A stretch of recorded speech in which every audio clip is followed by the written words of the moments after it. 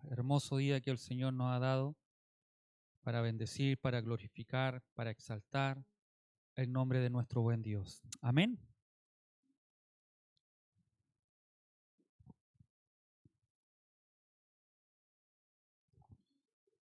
Quiero compartir con ustedes, seguir compartiendo sobre el libro de los Hechos. Vamos a leer del versículo 14 al 21 del capítulo 2, versículo 14 al 21. Y en nuestras Biblias aparece como el primer discurso de Pedro, que comprende desde el versículo 14 al 42.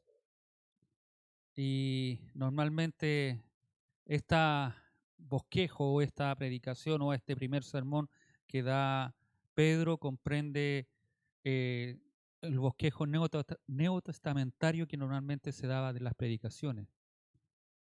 Comienza con una explicación de la situación presente, demostrando que todo lo ocurrido es una prueba evidente de que ha llegado con Jesús los tiempos mesiánicos y que la salvación ya no es solo de los judíos. También procede a proclamar el mensaje acerca de la vida, muerte y resurrección y ascensión de nuestro Señor Jesucristo. Y recoge la reacción de los oyentes ante el discurso, convencidos de que hay que hacer algo distinto de lo que habían hecho hasta entonces. Y hace un llamado a la necesidad de arrepentimiento y de ser bautizados en el nombre de Jesús para recibir el don del Espíritu Santo.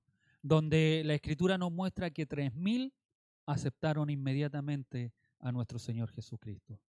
Pero como es tan largo, vamos a leer solamente estos versículos que le he dicho y vamos a hablar del versículo 14 al 21. Si lo ha encontrado, le invitaré a que se ponga de pie y le daremos lectura en el nombre de nuestro Señor Jesucristo. Entonces Pedro, poniéndose en pie con los 11, alzó la voz y les habló diciendo: varones judíos y todos los que habitáis en Jerusalén, esto os sea notorio y oíd mis palabras, porque estos no están ebrios como vosotros suponéis, puesto que es la hora tercera del día. Mas esto es lo dicho por el profeta Joel. Y en los postreros días, dice Dios, derramaré de mi espíritu sobre toda carne, y vuestros hijos y vuestras hijas profetizarán. Vuestros jóvenes verán visiones, y vuestros ancianos soñarán sueños. Y de cierto sobre mi siervo y sobre mis siervas en aquellos días derramaré de mi espíritu, y profetizarán. Y daré prodigios arriba en el cielo y señales abajo en la tierra, sangre y fuego y vapor de humo. El sol se convertirá en tinieblas y la luna en sangre antes que venga el día del Señor, grande y manifiesto. Y todo aquel que invocar el nombre del Señor será salvo. Amén. Tome su asiento. Si hay una de las cosas que me encanta de Dios, no de nosotros los hombres, porque Dios tiene esa cualidad de que Él nos da segundas o terceras oportunidades y no se cansa de darnos oportunidades, aunque nosotros nos equivocamos una y otra vez, cometemos uno y otro error, pero Dios siempre nos da oportunidades. ¿Y por qué digo esto? Porque en este sermón, 50 días atrás de que esto ocurriera, Pedro había negado a Jesucristo. Pedro había dicho que no lo conocía, que no andaba con ellos, que ni siquiera sabía quién era Jesús. Y después de 50 días, él se levanta en medio de una congregación, ya limpio, ya sabiendo, ya recapacitado, ya entrando en sí, y a hablar de este Jesucristo, de este que habían crucificado, de este que él había negado. Hoy, ahora está diciendo sí que lo conoce y que más aún dice que no es solo que lo conoce, sino que antiguamente en el Antiguo Testamento ya se había hablado de él. Por eso me encanta cómo es Dios con cada uno de nosotros, que nosotros nos equivocamos, pero si recapacitamos, si nos arrepentimos, Él está ahí para tendernos una vez la mano. Y Pedro en este sermón no lo podemos ver de esa forma. Ya no está el que había caído, sino que está renovado, con un corazón nuevo y con un corazón firme y convicciones claras para hablar de lo que estaba sucediendo y lo que estaba pasando. ¿Y qué es eso? Lo que estaba pasando, lo que vimos la semana pasada, que se derramó el Espíritu Santo, los hombres empezaron a hablar en nuevos idiomas, en nuevas lenguas, y los que no entendían, los que no comprendían lo que estaba ocurriendo, dijeron, estos están ebrios, estos están borrachos. Y es lo que Pedro quiere dar a entender. En este discurso de Pedro, como en general en todos los discursos de los apóstoles y en el libro de los Hechos, se muestran casi 9 discursos, 4 de Pedro, 3 de Pablo, 1 de Esteban y otro más de Jacob que está por ahí en el libro de los Hechos. Que a medida que vayamos avanzando en el estudio del libro de los Hechos, vamos a ir viendo qué decían en estos discursos. Se da un realce extraordinario a la prueba de las profecías. Más que insistir en presentar los hechos, se insiste en ver que esos hechos estaban ya predichos en la Escritura. Si hay algo que nos debe fascinar en esto y conocer esto, que lo que Pedro habla, lo que Pablo habla, lo que los apóstoles dicen, son hechos que ya antes ya se habían mencionado y ya se habían dicho por los profetas. Amén. Por lo que este discurso de Pedro es un pasaje lleno de la esencia del pensamiento de los predicadores primitivos y a la vez inaugura la apologética cristiana. En él podemos ver el esquema o modelo de lo que había de construir la predicación o el querigma apostólico. Cuando hablamos del querigma o hablamos de la predicación, tiene que tener ciertos argumentos, ciertas fases o métodos cómo poder identificar el mensaje esencial de las buenas nuevas o las buenas noticias que Pedro está dando a la comunidad o a aquellos que se reunieron cuando vieron aquel estruendo, los que fueron allá, ¿qué está pasando? Y Pedro comienza hablando del querigma, de lo que ocurre. Primero habla del testimonio del Antiguo Testamento, probando que Jesús es el Mesías. Es un relato del ministerio público y de la pasión de Jesucristo. La confirmación divina de su mesianismo en la resurrección, de la cual los apóstoles afirman ser testigos oculares, y una exhortación al arrepentimiento y a la fe. Esas son las cosas que debe tener el querigma o una predicación apologética. Hablar de la mesianidad de Jesucristo en el Antiguo Testamento, hablar de lo que Él vivió, lo que pasó, lo que sucedió, confirmar la resurrección, la ascensión de Jesucristo y, por último, llamarnos siempre a un arrepentimiento y a una fe confiando en este Señor Jesucristo. Si no hay estas cosas, usted puede dudar de que pueda ser algo que venga de Dios. Normalmente alguien que hable de Dios, que hable de Jesucristo, tiene que tener estas cualidades. ¿Amén? Nos sirve nuestra historia, nos sirve lo que pasamos, nos sirve que usted confíe en mí. En el que debemos confiar, en el que nosotros debemos declarar, siempre es a Jesucristo como Señor y Salvador de nuestras vidas. ¿Amén? Aun cuando las lenguas habladas en el Espíritu eran entendidas por la multitud, Pedro no las consideró un instrumento evangelístico, sino más bien una señal que necesitaba ser explicada. Versículo 14 y 15 dice, puesto Pedro de pie con los 11, levantó la voz y les dirigió este discurso. Es decir, a mí me encanta cómo tiene que haber sido en ese momento cuando algunos se burlaban, estos están ebrios, estos están tan locos, y Pedro se levanta en medio de la multitud y les dice, tómenme atención, hey, mírenme a mí. Eso es lo que Pedro le está diciendo. Escuchen lo que yo les voy a decir. No se distraigan con otras cosas. No se distraigan con lo que está pasando. Y me imagino que en ese momento tienen que haber cesado las lenguas porque el profeta mayor iba a hablar. Porque iba a exhortar la escritura, iba a exhortar la palabra de Dios. Y eso nos enseña a nosotros que nosotros cuando se hable de la escritura, nosotros debemos estar atentos. Dejar toda distracción, todo lo que estemos pensando o conversando, queda de lado y ponemos atención a la palabra del Señor. Amén. Y Pedro les dice, levantó la voz y les dirigió este discurso. Hombres de Judea y vosotros todos los que habitáis en Jerusalén, quede esto bien claro y escuchad mis palabras. Es decir, tomen atención a lo que le voy a decir. ¿Y qué les dice? No están borrachos estos hombres, como vosotros suponéis, puesto que es la hora tercera del día. Para rechazar la sospecha de embriaguez, Pedro señala la hora del día. Las horas del día contemplaban desde las 6 de la mañana, que era la salida del sol, hasta las 6 de la tarde. Y la hora tercera que Pedro menciona aquí es la hora, serían las 9 de la mañana. Para los judíos fieles, los cristianos fieles aún de esa época, ellos no comían nada ni bebían nada antes del sacrificio, que era a las 9 de la mañana. Entonces era imposible que estos hombres pudieran estar ebrios. Y por eso Pedro deja claro por qué les dice, es la hora tercera de la mañana, quiere decir las 9 de la mañana, y es imposible, porque ellos eran tradicionales, ellos no se olviden que ellos eran religiosos, no se olviden que ellos cumplían las leyes, entonces era imposible que ellos estuvieran bebiendo, que se hayan levantado a las 6 de la mañana y estuvieran ahí. No es normal. Y usted puede ver, en ninguna reunión es normal que alguien vaya a beber tan temprano. A no ser que alguien que esté sufriendo o esté sumido en el vicio. Pero no personas que vayan a orar. No nos olvidemos de lo que ellos estaban haciendo. Ellos estaban buscando, ellos estaban orando, ellos habían reconocido a Jesucristo, ellos estaban esperando la promesa del Mesías. Entonces era imposible que ellos estuvieran borrachos. Amén. No se niega que externamente pareciera que estuvieran borrachos. No se niega a eso. Pero Pedro les dice que es por otra cosa. No se impugna que los que están llenos del Espíritu dan exteriormente la impresión de personas en estado de embriaguez. Era porque ellos no entendían lo que estaba sucediendo.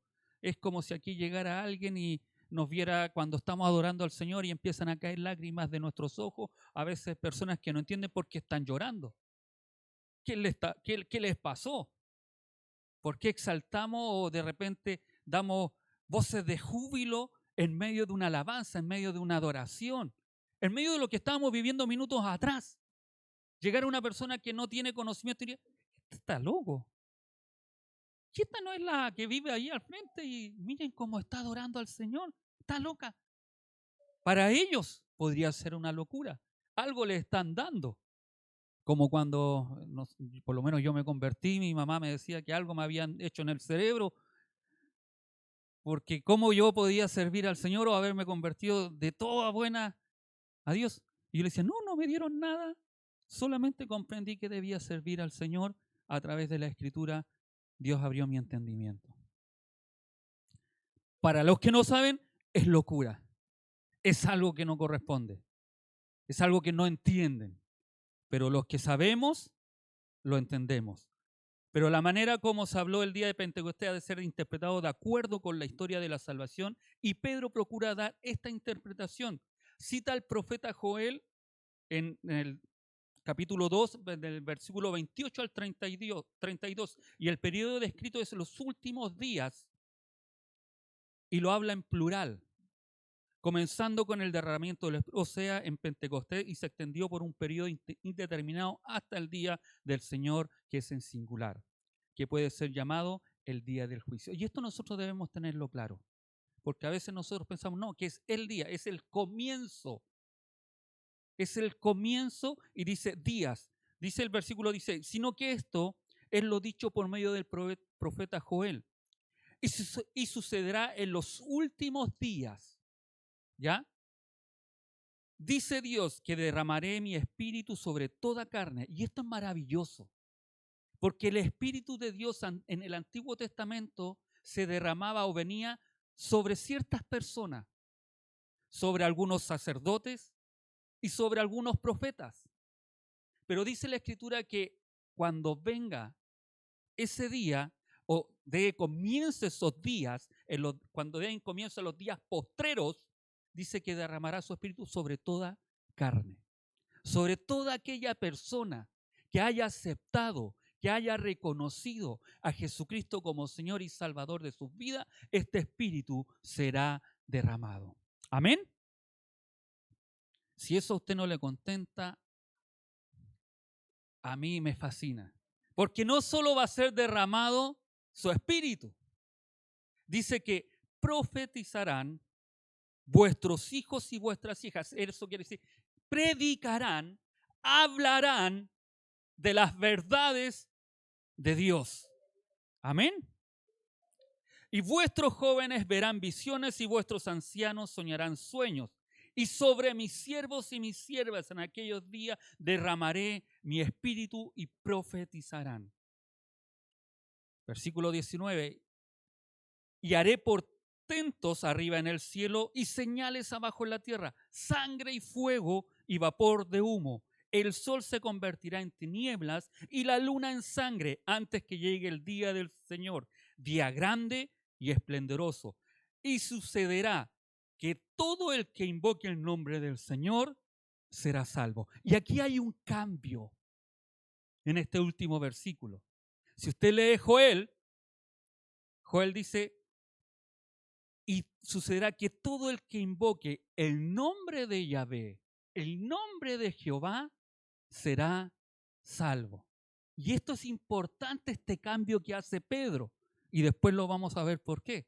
¿Y por qué se arrepintieron 3.000 personas al hacer este cambio?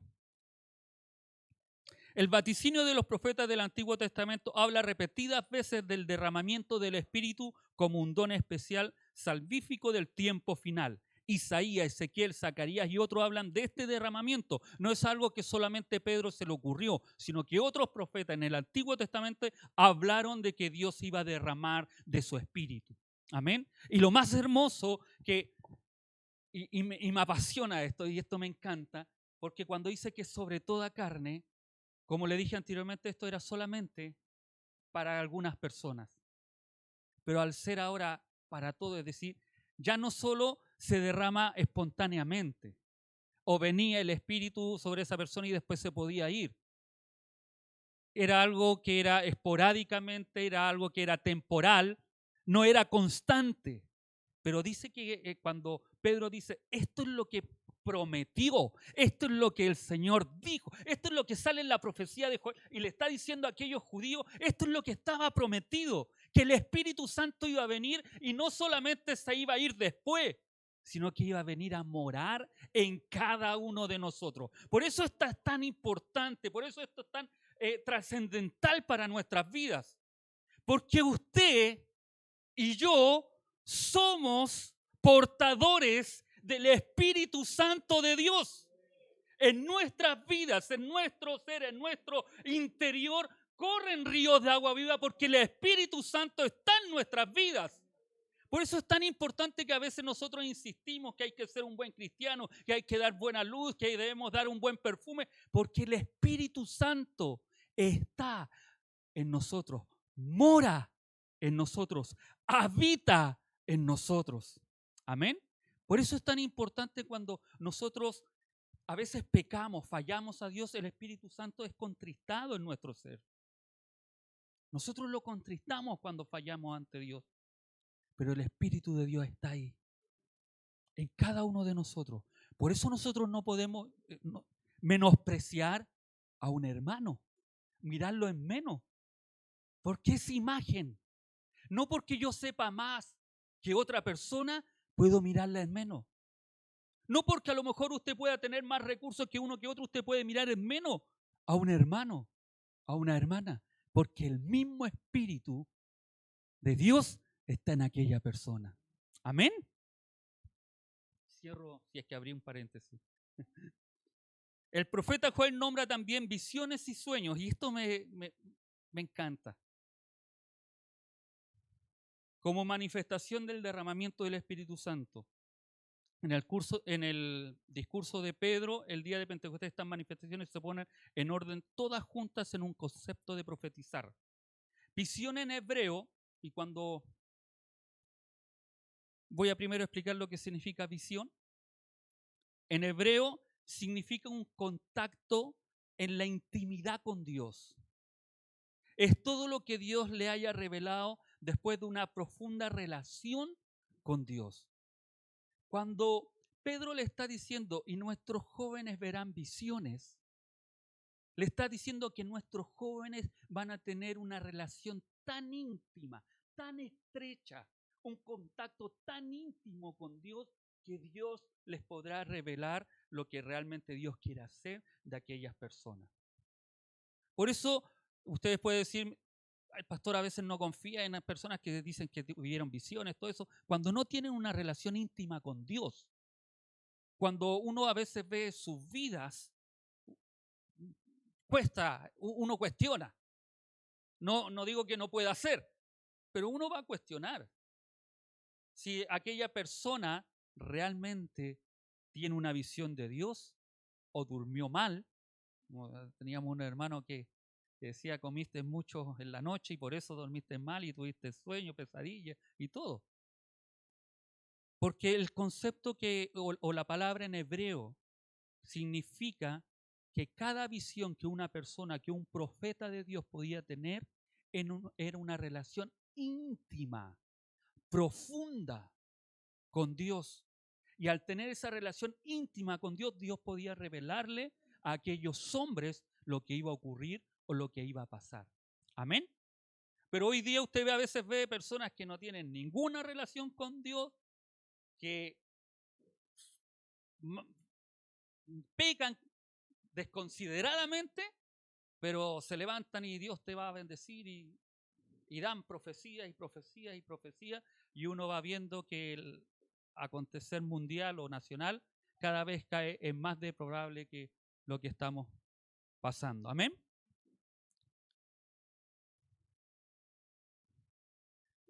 Y el profeta o Pedro, al decirlo en este tiempo, y porque dice en los postreros días, y esos días comenzaron en Pentecostés, dice que nuestros jóvenes pueden tener una relación tan íntima con Dios que Él les revelará el deseo de Dios en el corazón de estos jóvenes. Es decir, Pedro está dando la oportunidad. Pedro está diciendo que al derramarse el Espíritu Santo, nuestros jóvenes pueden tener una relación tan rica en el Señor, tan íntima con Dios, que Dios les puede revelar aquellas cosas. Cuando nosotros decimos, espera en el Señor, busca en el Señor a nuestros jóvenes, que no se desesperen y busquen polola, y quieran casarse por aquí y por allá, esperen en el Señor. Primero sirvan bien al Señor. Despreocúpense de querer tener una esposa, de querer tener una polola, de querer tener a alguien. Primero, preocúpense de servir bien al Señor. Y cuando sirvan bien al Señor, cuando se consagren bien al Señor, Dios les podrá revelar lo que Dios quiere en sus corazones. Le dará la esposa, le dará. Y si Dios no quiere darle esposa y quiere que sea un... ¿Qué dijeron? Que sea un hijo para el Señor. Alguien que a lo mejor no se va a casar nunca porque Dios quiere que solamente se sirva a Él. Hasta eso Dios le dará en su corazón y estará tranquilo. No estará desesperado, no estará buscando y no estará su corazón frustrado o preguntándose día a día, ¿cuándo a mí, Señor? Todos se casan y para mí nada. Sé que puede ser difícil, yo lo digo en el tema que yo estoy casado y no vivo esa parte, pero sí estoy seguro que si uno se entrega completamente al Señor, el Señor dará esa tranquilidad y dará esa paz. Amén. En griego la palabra sueño o visión es horasis, que quiere decir estar enfocado en algo específico y discernir claramente.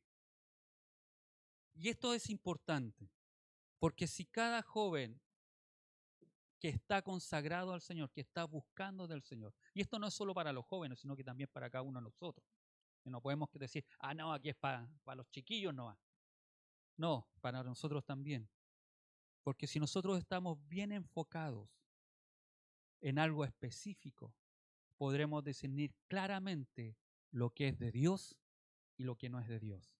Y ahí nosotros podríamos decir, en realidad, ¿a quién se le ocurrió comer lenteja o poroto a las 12 de la noche? Por eso dormí mal. ¿A quién se le ocurre comer después de las 9 o 10 de la noche? Que médicamente me parece que no es saludable. Pero no sé si a ustedes les pasa. A mí me pasa que después de las 10 me dan ganas de comer. ¿O no? Y a veces voy, qué rico hay para comer, pero no es saludable. Y después paso en vela pero no es por tener sueño o visiones, sino que es por ser chanchito a veces y comer en horas que no corresponden. Todo el pasaje nos presenta una de las ideas dominantes y básicas del Antiguo y del Nuevo Testamento, el día del Señor. Hay mucho en la Biblia que nos resultará difícil de entender a menos que conozcamos los principios que subyacen bajo esta concepción. Los judíos nunca perdían de vista que eran el pueblo escogido de Dios e interpretaban que Dios los había elegido para una gloria y un privilegio especial entre todos los pueblos de la tierra. Ese era el concepto que tenían los judíos. Es como a veces nosotros pensamos que somos el predilecto de Dios, somos el escogido de Dios. Y por eso a veces pensamos mal y nos creemos superiores a otras personas. E incluso hablamos a veces de personas que no conocen a Cristo, les decimos, ellos son incircuncisos, ellos son los impíos, ellos son los paganos. ¿Qué tengo yo que ver con ellos? Y es totalmente mal lo que hacemos, porque nuestra oración y nuestra preocupación debiéramos nosotros ir a predicarles a ellos de la salvación en Cristo. Pero nosotros a veces despectivamente hablamos mal hacia ellos. El pueblo judío pensaban que ellos eran pueblo escogido, que ellos eran especiales sobre la tierra. Sin embargo, eran una nación pequeña. Su historia había sido una sucesión de desastres. Estaba claro que por medios humanos nunca alcanzarían la gloria que les estaba destinada como pueblo escogido. No era por medio de ello o las fuerzas que ellos podían hacer, o por los más ritos que podían lograr, o por las más leyes que podían realizar, al igual que nosotros. No es por más bonito o el mejor terno, la mejor corbata o la mejor pinta, o las más veces que yo levante las manos diciendo gloria a Dios o amén o aleluya, que yo voy a ser salvo. Es solamente por Jesucristo. Y a veces queremos traer esas tradiciones y decimos que una persona es más espiritual que otra porque anda gloria a Dios o anda aleluya o anda en esas manifestaciones. Y hay que tener cuidado. Es porque muchas veces, incluso en nuestros púlpitos, a veces en la emoción, a veces dice, y antes se decía amén y gloria a Dios y aleluya, y ahora no está el Espíritu de Dios. Cuidado, el Espíritu de Dios sigue estando. Amén. Y no porque se diga un amén, un gloria a Dios, un aleluya, no está el Espíritu de Dios. Recuerde que nosotros somos portadores del Espíritu de Dios. Amén. Otro paréntesis. Así es que poco a poco llegaron a la conclusión los judíos de lo que los hombres no podían hacer o realizar, Dios lo haría. Y empezaron a esperar el día en que Dios intervendrá directamente en la historia y los elevaría al honor que soñaban. El día de esa intervención divina sería el día del Señor. La historia quedaría dividida en dos edades, la edad presente y la edad por venir, que sería el siglo de oro de Dios. Entre las dos edades estaría el día del Señor, que sería el doloroso alumbramiento de una nueva era para los judíos. No sé si se entiende. Para ellos, y lo voy a graficar con una mujer que está embarazada, todo el proceso de alumbramiento o todo el proceso de embarazo puede ser doloroso, duro, pero es el presente. Pero el venidero, el que se vislumbra más adelante, la época de que ella va a estar feliz o de oro, será cuando su hijo nazca. Pero dentro de ese proceso entre el que el niño nace y la mujer está embarazada, hay un día que es cuando él nace, que es el más doloroso para la mujer, por lo que me han dicho. Yo no lo he vivido. Pero es el día del alumbramiento el más doloroso. ¿Por qué motivo? Porque es cuando más sufre la mujer. Es cuando está sufriendo dolores de parto, es cuando tiene que pujar, tiene que dar a luz. Yo recuerdo que la Blanca decía, no puedo, no puedo, no puedo. Y la hermana, péguenle un... ¿Cómo que no puedes? Y era doloroso, y es doloroso, pero ese día se olvida, o ese momento se olvida de parto, cuando la mujer a lo mejor lloró, sufrió, gritó y sufrió. ¿Cuándo termina? Cuando le pasan el niño. Y el día del Señor va a ser doloroso, va a ser triste, va a haber juicio, pero será contentamiento para aquellos que recibieron al Señor. Eso es lo que, y eso es lo que los judíos esperaban. Vivían el presente, decían que el día del Señor llegará, será un día duro, difícil, pero después de eso viene la salvación, viene el regocijo, viene el contentamiento, porque viene la nueva vida con Cristo. Amén. Eso era lo que ellos tenían claro. Vendría tan de sorpresa como ladrón en la noche. Los cimientos de la tierra serían sacudidos, por eso digo que va a ser doloroso, y el universo entero sería conmovido. Sería un día de juicio y de terror. A lo largo de los libros proféticos del Antiguo Testamento y en gran parte del Nuevo Testamento encontramos descripciones en ese día. Jesucristo habló de ese día. Jesucristo cuando le preguntan, ¿cuándo será? Esperen un momento, cuando eso sea, pasará esto, esto y esto. Habrán rumores de guerra, peleará nación contra nación, habrán terremotos, habrá esto, habrá hambruna, habrá un sinfín de cosas. Pero ese día llegará. Y cuando ese día llegue, vendrá también la salvación al pueblo. Amén. Aquí Pedro les está diciendo a los judíos, hace generaciones que estamos, por eso le dice, escúchenme, tómenme atención, escuchen la palabra que yo les voy a decir. Pedro le está diciendo, hace generaciones que estamos soñando con el día del Señor, el gran día en que Dios intervendrá en la historia. Ahora con Jesús ha llegado ese día. Es el comienzo de los últimos días, de los postreros días. El evento que sucedió en Pentecostés es el comienzo de los postreros días que está hablando Joel. Desde ese momento hasta esta época estamos viviendo el mover del Espíritu Santo. Desde esta época, cuando un pecador se arrepiente, viene el Espíritu Santo sobre aquella persona. Amén. Estamos viviendo. Lo que no se ha consumado aún es lo que dice Joel del 30 al 32 o del 19 al 21, del 19 al 20, lo que Pedro nos muestra en el libro de los Hechos. ¿Y por qué lo muestran de esa forma? Porque los profetas del Antiguo Testamento mostraban las cosas en bloques, no separaban lo que era antes o después, todo era una misma visión. No sé si alguno de ustedes, yo lo conversé con mi esposa cuando nos pusimos, no era mi esposa aún, estaba en pecado, lo confieso. Cuando nos pusimos a vivir juntos, supimos que Giovanni estaba en el vientre. Seguíamos en pecado.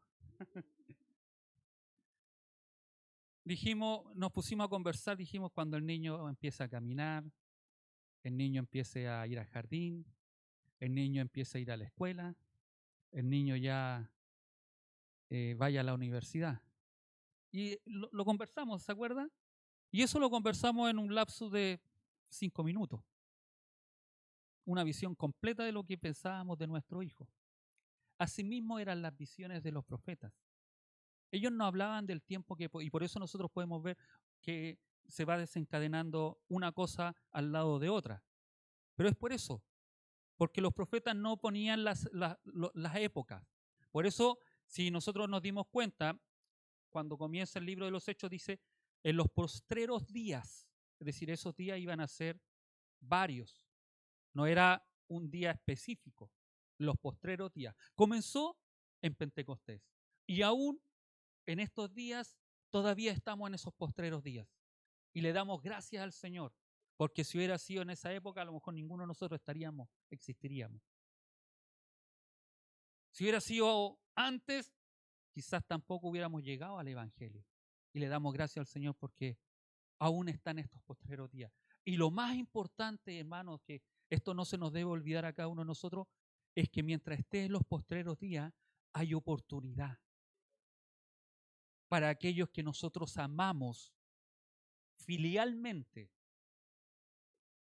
Podemos hablarles de Cristo y se pueden salvar. Amén. No lo voy a decir porque si no voy a irme para otro lado.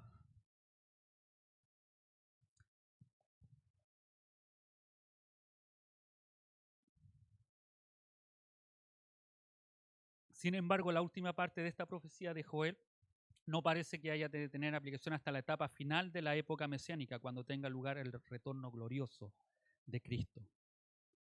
La pregunta que nos podrían hacer, ¿por qué la cita Pedro? Aquí hay un problema que aunque de tipo más general no quiero dejar de apuntar, y es que para los profetas no suele haber épocas o fases en la obra del Mesías, sino que lo contemplan todo como en bloque, en un plano sin perspectiva, hasta el punto de que a veces mezclando promesas mesiánicas y los últimos destinos de los pueblos dan la impresión de que todo ha de tener lugar en un poco de tiempo. Así es como nosotros lo leemos o lo vemos, pero como tenemos toda la escritura, nosotros nos podemos dar cuenta hoy en día de que todo tiene su tiempo y su momento. Amén. Pedro, en cambio, sabía perfectamente después de la revelación que dentro de la época mesiánica había una doble venida de Cristo y que entre una y otra ha de pasar un espacio de tiempo más o menos largo.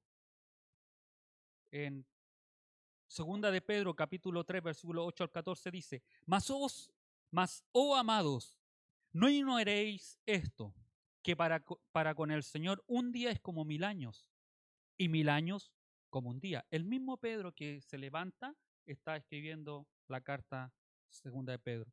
El Señor no retarda su promesa, según algunos la tienen por tardanza, sino que es paciente para con nosotros, no queriendo que ninguno perezca, sino que todos procedan al arrepentimiento. Pero el día del Señor vendrá, como ladrón en la noche, en el cual los cielos pasarán con gran estruendo y los elementos ardiendo serán deshechos y la tierra y las obras que en ella hay serán quemadas.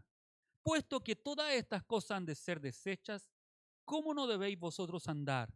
Y aquí es donde Pedro hace un llamado de atención. ¿Cómo no debéis vosotros andar en santa y piadosa manera de vivir? Esperando y apresurándose para la venida del día de Dios, en el cual los cielos encendiéndose serán deshechos y los elementos siendo quemados se fundirán. Pero nosotros esperamos, según sus promesas, cielo nuevo y tierra nueva, en los cuales mora la justicia, por lo cual, oh amados, estando en espera de estas cosas, procurar diligencia ser hallados por él sin mancha e irreprensibles y en paz.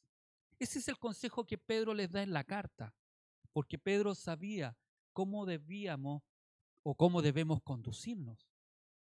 Que aunque dijo la profecía de Joel completa, sabía que había una parte que no se iba a cumplir en ese tiempo. Pero estamos esperando que eso se cumpla. Eso va a suceder. Jesucristo va a venir a buscar a su iglesia. Y esta iglesia tiene que estar diligentemente, ser hallado sin mancha e irreprensible. Y no solo en eso, dice, y en paz. Que a veces cuesta estar en paz. A veces tenemos conflicto con hermanos, con hermanas. Y eso de nosotros, el hermano Juanito dijo muy bien, que a veces es más fácil odiar o tener rencores que perdonar. Dios nos llama a perdonar, a ser reconciliadores. Amén. A no tener problemas el uno con el otro.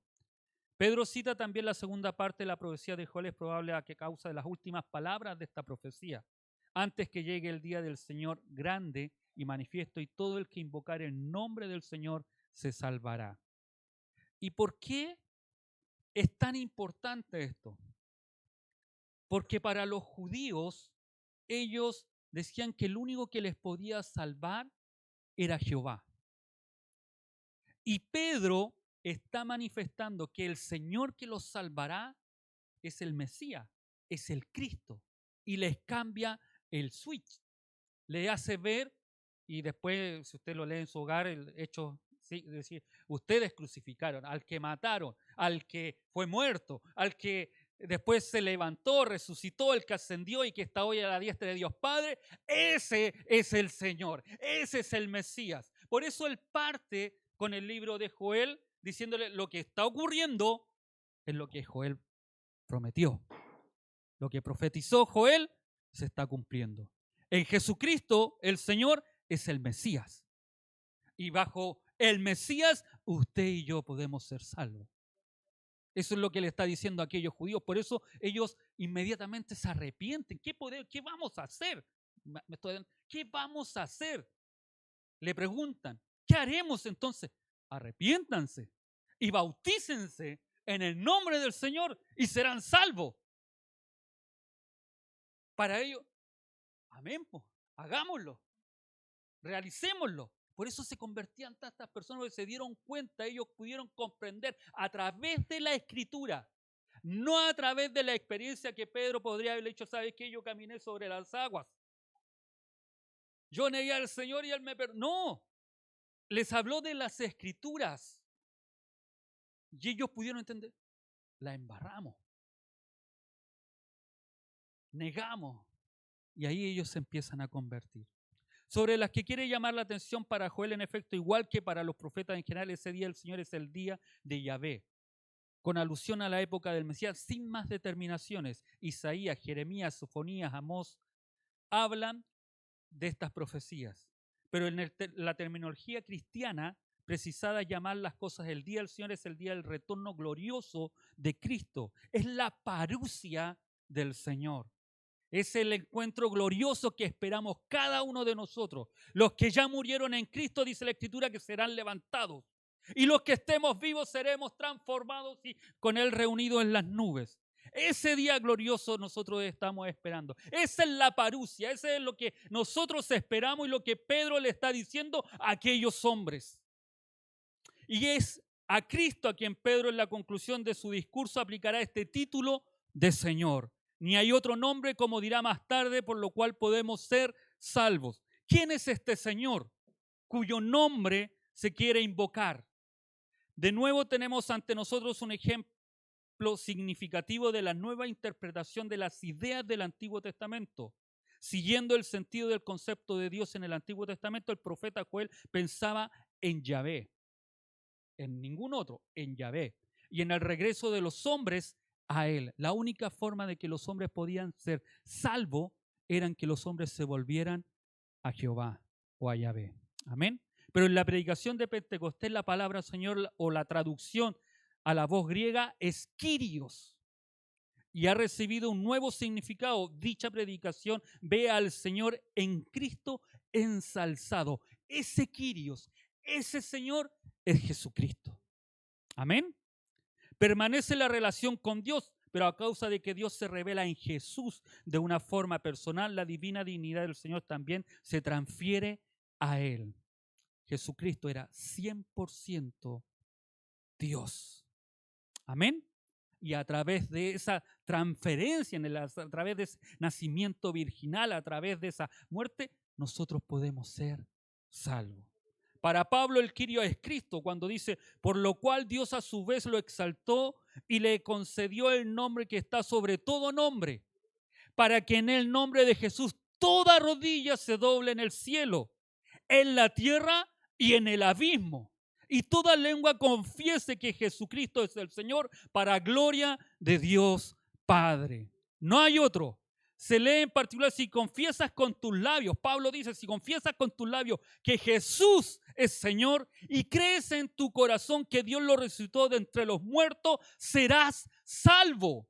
Y es significativo que Pablo, en relación con este último texto, cite las palabras del profeta Joel también, y todo el que invoca el nombre del Señor será salvo. No hay otro nombre. No hay otra deidad. No hay otro ser en el cual tú y yo podamos ser salvos. Y Pedro le está diciendo aquello, hey, tómenme atención, escúchenme, mírenme. Ustedes están preocupados porque ellos parecen que estuvieran ebrios. Ustedes están preocupados porque pareciera que ellos están locos. Ustedes están preocupados de cosas insignificantes, en lo cual ustedes debieran saber que este es el tiempo que el profeta Joel profetizó, que el Señor derramó de su Espíritu Santo sobre toda carne, sobre toda criatura. Los jóvenes hablarán, los ancianos verán sueños, los niños predicarán y hablarán y profetizarán la palabra del Señor. Y es más aún, ese Señor, ese Kyrios, ese Jehová, ese Yahvé, es Jesucristo, el Señor. El que ustedes crucificaron, el que ustedes mataron, el que ustedes entregaron a Pilato, ese es el Señor que los puede salvar, que no hay otro más que los pueda salvar. En la antigüedad era Jehová, hoy es el Cristo, resucitado y ascendido. No hay por ninguna otra persona, por ninguna otra deidad que tú y yo podamos ser salvos. Y eso es lo importante que tiene, es que este Pedro, que había sido, y por eso comencé diciéndole que me encanta cómo Dios da oportunidades, cómo Dios usa a personas que alguna vez lo negaron, que a lo mejor fueron impetuosos, personas que a lo mejor dijeron no lo conozco, para hablarle a aquella multitud. ¿Y por qué digo esto? Porque muchas veces nosotros, con nuestra actitud, hemos negado a Jesucristo. Muchas veces nosotros con nuestro actuar, con nuestro andar, negamos realmente a Cristo. A veces tenemos el conocimiento, sabemos, Pedro sabía, conocía, pero negó. Como muchos de nosotros, con nuestro actuar, a veces sabemos hacer lo bueno, pero no lo hacemos. A veces obramos de mala forma, sabiendo. La pastora dijo que si hiciéramos la mitad de lo que está, de que sabemos de la Escritura, nuestras vidas serían diferentes, nuestros matrimonios serían totalmente distintos. Y a veces ni siquiera hacemos la mitad. Pero Dios es un Dios que nos da oportunidad. Y así como a Pedro, quien la había negado, le dio la oportunidad. Pedro, ¿me amas? ¿Se recuerda? Pedro, ¿me amas? Pedro, ¿me amas? Señor, tú lo sabes todo. El Señor lo sabe todo. Sabe nuestro actuar y nuestro andar. Sabe lo que le hemos fallado y no le hemos fallado. Pero Dios nos da la oportunidad de poder predicar de su palabra, de poder enmendar el curso, de poder cambiar lo malo que estamos haciendo. Y Dios nos da esa oportunidad y por eso glorifico al Señor. Nosotros los humanos no damos a veces oportunidad. A veces nosotros llegamos y cortamos el árbol nomás y ponemos hacha y si este no cambia, no sirve. No sirve, dice la Miriam. No sirve nada. Y cambiamos nomás. Y dañamos. Y hacemos sufrir a otras personas. Pero Dios no es así.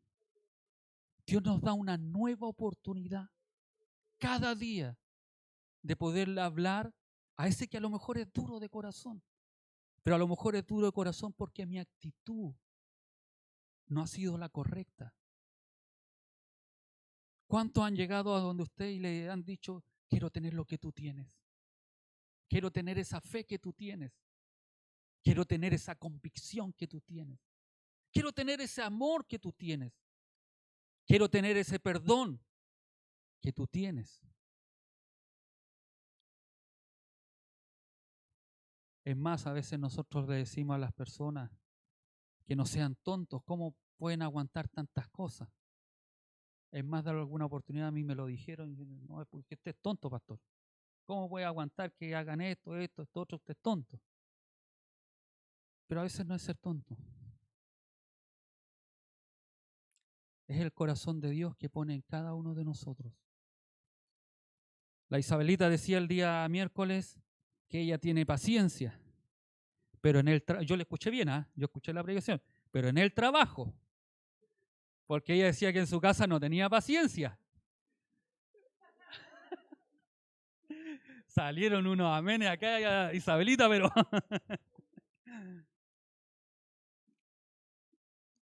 fue así. En el trabajo ella, y muchos a lo mejor se acercan, ¿cómo puedes tener? De hecho, ella decía que su hermana le decía que cómo podía tener tanta paciencia, cómo podía aguantar tantas cosas. Ojalá eso que hace en el trabajo también se repita en la casa, y creo que la Cami, el Alexi saltarían de alegría.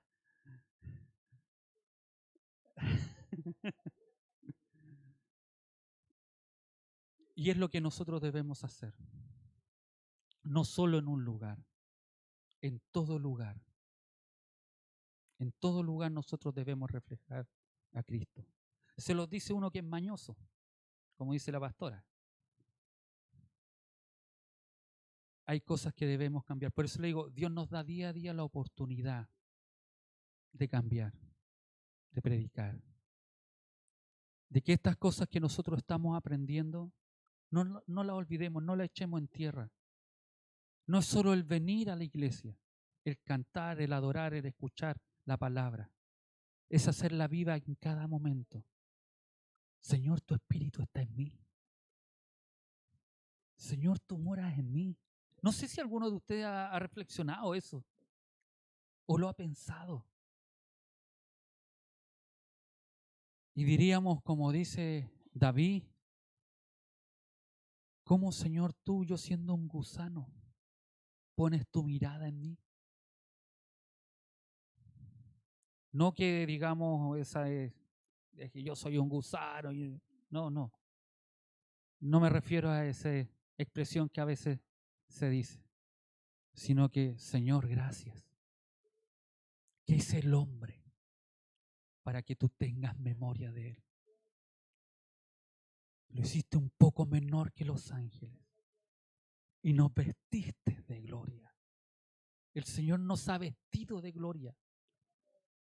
El Señor nos ha llenado, nos da de su espíritu, nos da la oportunidad al estar viviendo en los postreros días de que cada vez que tú quieras, que yo quiera ir a las plantas del Señor, ir a orar al Señor, y si no puede arrodillarse ahí sentado, parado, de pie, caminando, usted puede tener una llenura del Señor si busca de este Dios todopoderoso.